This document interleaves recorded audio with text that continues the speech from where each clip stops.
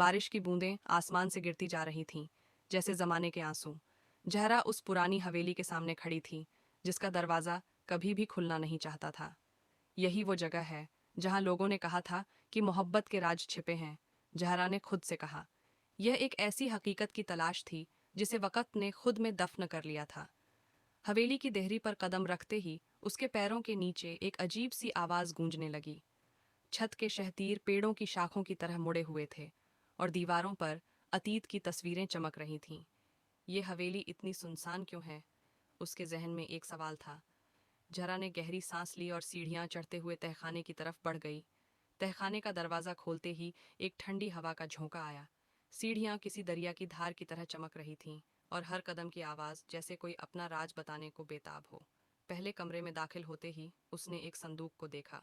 वह संदूक वहां रखी छोटी सी कुर्सी के साथ कुछ इस तरह जुड़ा हुआ था जैसे दोनों एक दूसरे की तकदीर हों। ये संदूक कहाँ से आया? जहरा ने खुद से सवाल किया। संदूक के ऊपर एक तख्ती जड़ी हुई थी जिस पर कुछ लिखा था। तख्ती पर लिखा था, यादों को कभी दफन न करो, वो वक़्त आने पर खुद जागती हैं। एक अजीब सी लहर उसके जिस्म में दौड़ गई। ये कोई मामूली संदूक नहीं था। जहरा ने संदूक खोला। अंदर एक नीला रूमाल था जिस पर फायजा नाम खड़ा हुआ था। उसके साथ एक छोटा सा चमकता लॉकेट और एक खत रखा था।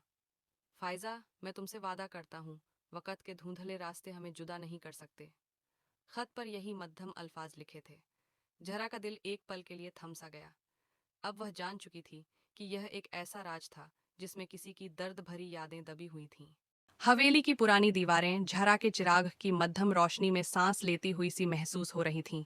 झारा ने लॉकेट को हाथ में लिया तो अचानक एक हल्की सी थरथराहट उसके पूरे जिस्म में दौड़ गई।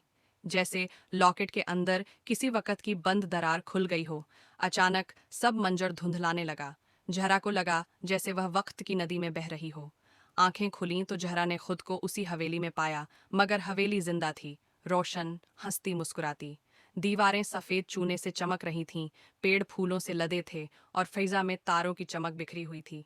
दरवाजे के पार एक नौजवान लड़की हंस रही थी। उसका नाम फायजा था। चमकती हुई आंखें, हल्के नीले गरारे और सुनहरे दुपट्टे में लिपटी वह किसी ख्वाब की मानिंद लग रही थी। फायजा बाग के बीचों बीच खड़ी किसी का इंतजार कर रही थी। हाथों में नीला रुमाल था जिस पर वह बार बार उंगलियां फेर रही थी। उसका दिल धड़क रहा था जैसे किसी खास लम्हे का इंतजार हो। चंद लम्हों बाद एक दुबला पतला नौजवान बाग के दरवाजे से अंदर आया। उसकी आंखों में थकन नहीं, सिर्फ बेचैनी और मोहब्बत थी। उसका नाम शाहमीर था। फाइजा ने जैसे ही उसे देखा, सारी घबराहट भूल कर मुस्कुरा दी। तुम आए ना? फाइजा ने धीमी आवाज में कहा। कैसे ना आता? तुम्हारी हर पुकार मेरी रूह को खींच लाती है, शाहमीर ने जवाब दिया। चांदनी में वो दोनों ऐसे लग रहे थे जैसे वक़्त थम गया हो। शाहमीर ने जेब से एक छोटा सा लॉकेट निकाला। ये तुम्हारे लिए, मेरी मोहब्बत की निशानी।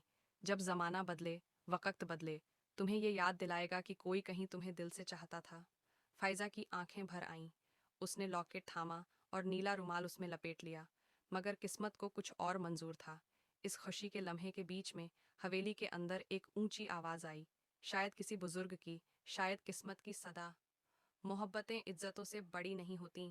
फैजा, तुम्हें अपनी राह अलग चुननी होगी। फैजा कांप गई। शाहमीर ने उसके हाथ को मजबूती से थामा, मगर उसके चेहरे पर बेबसी छा गई थी। वक़्त ने जैसे अपने पर समेट लिए।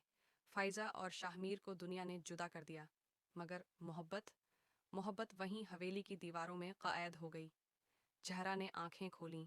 उसके सामने अब भी वही नीला रुमाल, वही लॉकेट और वह खत था। मगर अब वह जान चुकी थी, ये सिर्फ पुरानी चीजें नहीं थीं, ये दो दिलों की कहानी थी जो अधूरी रहकर भी मुकम्मल थी। रात का सन्नाटा हवेली के कमरों को निगल रहा था। हवा थम चुकी थी और जहरा लॉकेट को अपनी हथेली में दबाए हवेली के तहखाने में खड़ी थी, जहां अब सिर्फ अतीत की सांसें बची थीं। चिराग की लौ हल्की सी कांप रही थी, जैसे वह भी आने वाले पल से डर रही हो। संदूक से मिली फाइजा की डायरी जहरा की गोद में खुली थी। पन्ने पीले पड़ चुके थे, मगर उन पर लिखी बातें अब भी सांस ले रही थीं। मोहब्बत हमेशा आसान नहीं होती।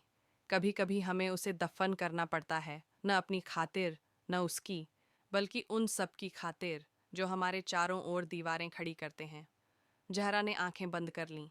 वह सिर्फ फाइजा की मोहब्बत नहीं पढ़ रही थी, बल्कि अपनी भी, क्योंकि उसने भी अपनी जिंदगी में कभी दिल के दरवाजे नहीं खोले थे, न वक़्त के लिए, न किसी इंसान के लिए।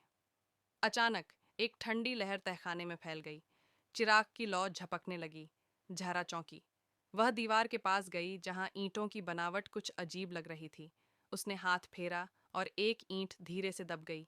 चरमराने की आवाज आई। दीवार पीछे की ओर सरक गई और एक खुफिया ताक नजर आया। ताका में रखा था एक और संदूक।